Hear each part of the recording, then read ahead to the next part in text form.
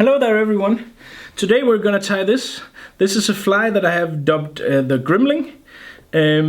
Basically because it looked like something that was a bit ugly and a bit scary and stuff like that.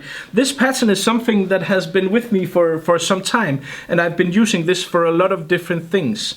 And I want to show you how a pattern like this can evolve over time. So the first one I ever did was this one. This first one it's on a longer hook. It has a different dubbing, and then it has some dumbbell eyes. But I felt that the dumbbell eyes were a bit too heavy, so I modified the fly and changed the hook into this one. So basically I added a shorter hook and then some bead chain eyes, so it would still have the jigging effect. And also the body here is made from something that's called pearl core braid, which is a nice and shiny material that's really good for a lot of things and a lot of trout flies. But then I was fishing with this fly in a fjord over some relatively shallow water, and I was annoyed that it was too heavy. So I tried to change it into this one, which basically is the same fly. Only I have swapped the pearl core braid with some semi-seal dubbing, and then I changed it to these eyes that are called diamond fish eyes, which are weight neutral. So the fly, it just, when you stops retrieving, then it just hovers in the water. Of course, the hook still has some weight, so it sinks very slowly, but it hovers a lot more than with the bead eyes. And I was really pleased with these. And I must say, I've had these diamond fish eyes for a long time in the shop, and I've not been using them as much as I ought, because now I've been fishing with this for some time now, and I must say I am really impressed at how well they perform and how they look in the water and the way that they reflect light. These are absolutely amazing, and some of the coolest eyes I've ever used. So these are definitely a part of the fly now.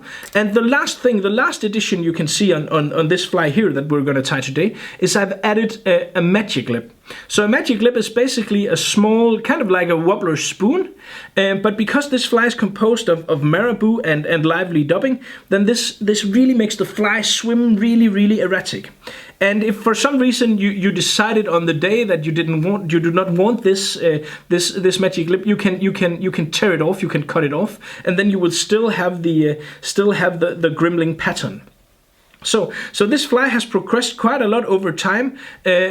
While I have been fishing with it, and I can't say that this won't change in the future, but I'm really pleased with how it looks now. Of course, the option with the magic lip is completely up to you, and these magic lips can be added to any fly pattern if you want to add more life to it.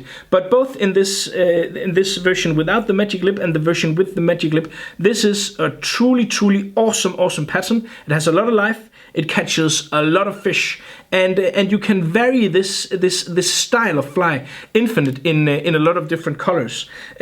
On Nordic Anglers, my web shop, I have 4 different material kits for 4 different flies, 4 different colors of this pattern, because basically this is a pattern that I'm really fond of, that I really like, and that I use it a lot, both for stock rainbows in lakes and lake trouts, but also it's really a good pattern for sea trout on the coast.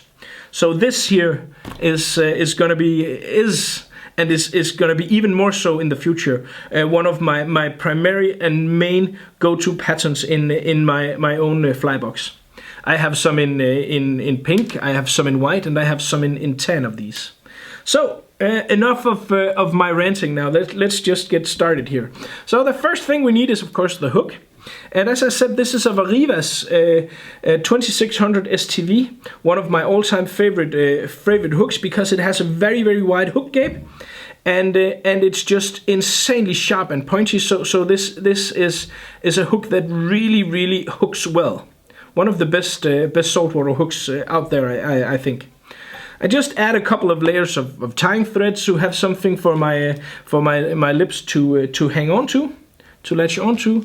And now my lips seems to have evaded me. Where are the lips? Okay. I had a full package here just a minute ago.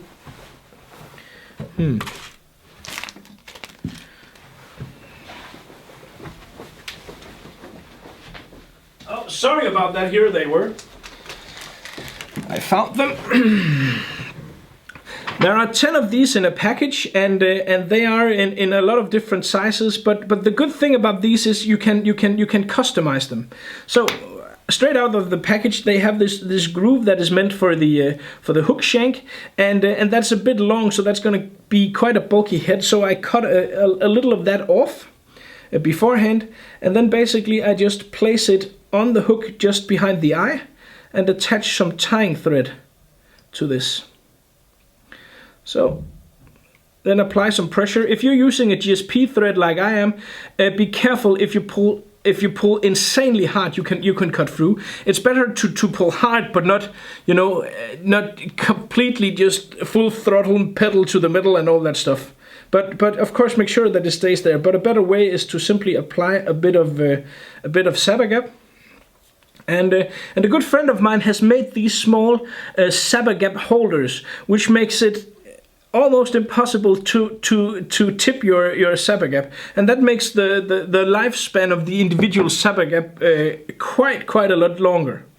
So just tying on top of the glue here, making sure everything is there. And now you have to decide if you want to go with the bead chain eyes, or if you use a bead chain eyes with the magic lips, it's gonna probably turn the fly over in the water and make it go go upside down, move upside down in the water. But since this fly is basically uniform all the way around, it does not have that much effect. But if you do not like that, then skip the lips if you're planning on going for the magic lips. Now we're gonna use these diamond fish eyes. As I said, this product is a product that I can only really strongly recommend. They are so cool.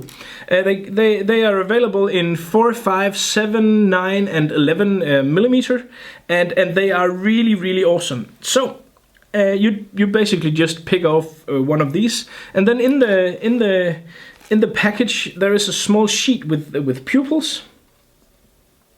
So they are adhesive, and you can just pick them off the sheet and then attach them in the middle of the eye here. The size I'm using here is 4 millimeter. So, and if you want the pupil if you want to be 100% sure the pupil stays on the actual eye, then afterwards apply a bit of UV glue. I don't mind if it falls off. That just reflects more light, but it looks good to have them on there. So and then I attach these on top of the hook, just behind my magic lips, like so. Tie some cross turns here. There is still a bit of Sabagap there to help me keep the eyes straight, and in order to also make sure that they are fastened completely strongly, I tie underneath all the way around the eyes. So I tie like this, and when I pull, it will pull all the cross turns. It will pull all the cross turns in, and make this even more durable and more fastened in place, like so. Okay. Now, if you look at this magic lip here, this is a relatively small hook, and the magic lip here is quite big. So I think it's a bit too big. So basically, I'm gonna take my scissors, and then I'm gonna cut around, and then shorten the magic lip a bit. Because you can do that because this is a clear rubber thingy. So you can basically adjust it to the size of hook that you have. So you don't have to buy, you know, a million different sizes. It's available in 3 different sizes, and there is a relatively good explanation on the product, exactly what size you want for what hook size and so on.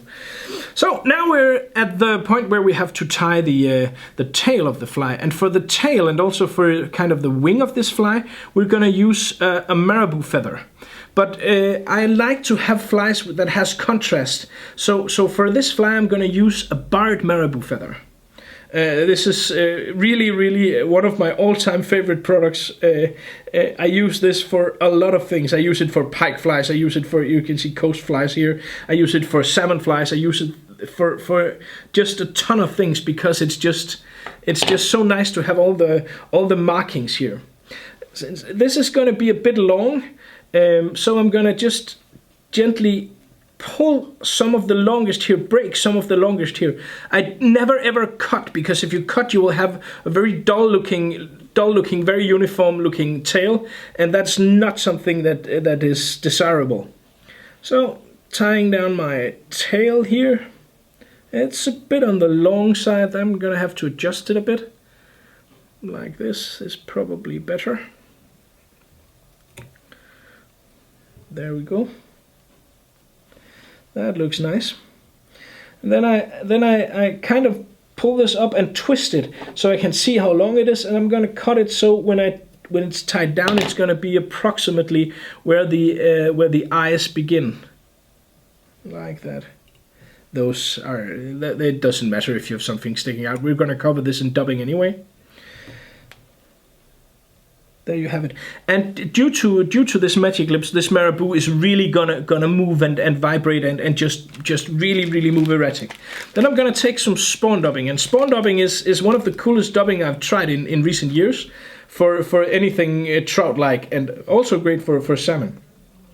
The spawn dubbing is available in two different lengths. There is a mega dubbing, which is the one I'm using here, that has longer fibers than the standard one. And basically I just make a small body here. It doesn't have to be very big. It doesn't have to be very fluffy. It's just to cover the hook here. And then I'm gonna use this is a dubbing brush from Rensetti. Nice tool. Just gonna pull out some of this here. One of the best dubbing brushes out there. Okay, and then I'm gonna take another bundle of the Spawn mega dubbing here. Not a big bundle, but just a small amount, because I want this to have kind of like a corona effect and give it a bit more material, but still also create kind of. So I try to distribute this all the way around the hook, and then make a turn here. A loose turn before I apply the rest, and then I fold the dubbing back, like so. And so you can see now it's not much, but it gives a bit more transparency. It adds a bit more transparency to the pattern in general, which I really like. Transparency is a really good thing when it comes, at least to the trouts that I fish for. Now I have to do the last step of the fly here, and that is to make a false hackle out of this barred marabou, and I'm gonna do it using the feather. So basically I've taken a bundle of this feather here, and I've tried to have the feathers here, the individual feather fibers, to be approximately of even length.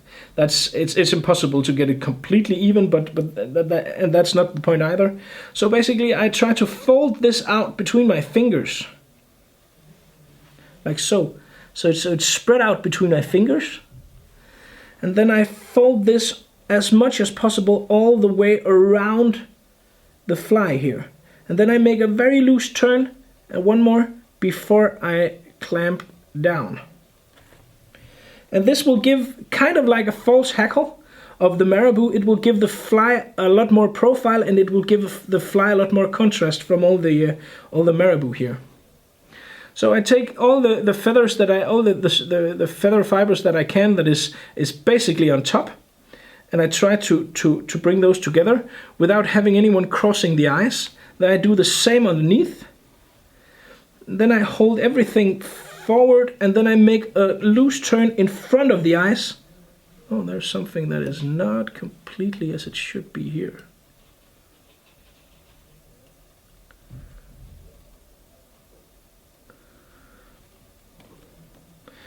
Okay, now we try again.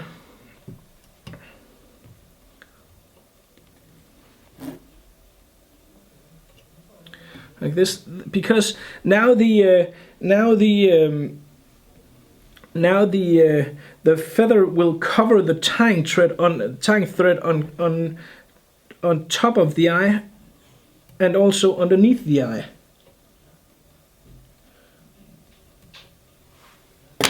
Cutting away that. I see I probably was no, that's okay. So I cut it a bit too close on the underside, and that means some of the feathers, some of the fibers, they got out, and that messes up a bit. You can see there is a piece of tying thread showing here. There's not that on top, but you can remedy this by taking some of the cut off marabou. So if you find yourself having problem with actually having this look exactly like, let's say, this one, where the hackle is coming directly off from off the eyes, then you can remedy that by taking some of the marabou or some of the semi-seal dubbing, and basically just going like this. Now I'm gonna bring the thread back forward again, and I'm gonna take my dubbing needle, and then I'm gonna pull out some of these fibers here.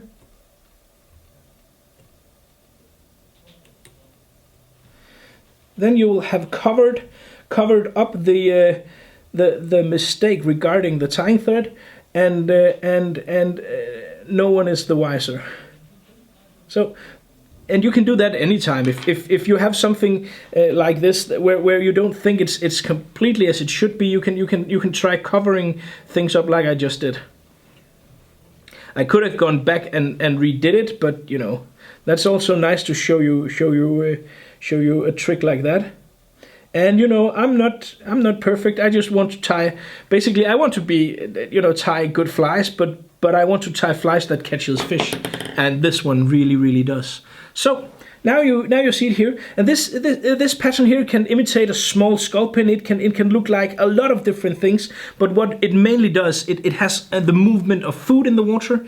It looks like food, and the only way that a fish can grab a fly is the only way a fish can examine and find out if something is food or not is by grabbing it. So that's one of the things we're aiming for here, is to create something that grabs the fish attention and just make the fish chase it and grab it, because, well, basically once it has grabbed your fly, then that's all you're going for. So there it is, the Gremling in this version with the really cool diamond fish eyes, and also with the really cool magic lips. And these magic lips can of course be applied to any pattern that any existing pattern that you like a lot. If you just want that pattern to have more movement, then this is a great way of doing that. It's easy, it's fast, and it just really performs well. So as always, I have the complete material kit for this fly and for many others available in my webshop. That's Nordic Anglers. And if you haven't done so already, please subscribe to the channel. That would mean a lot to me. And swing by and check out the webshop, Nordic Anglers. Thank you so much for watching, and good luck out on the water.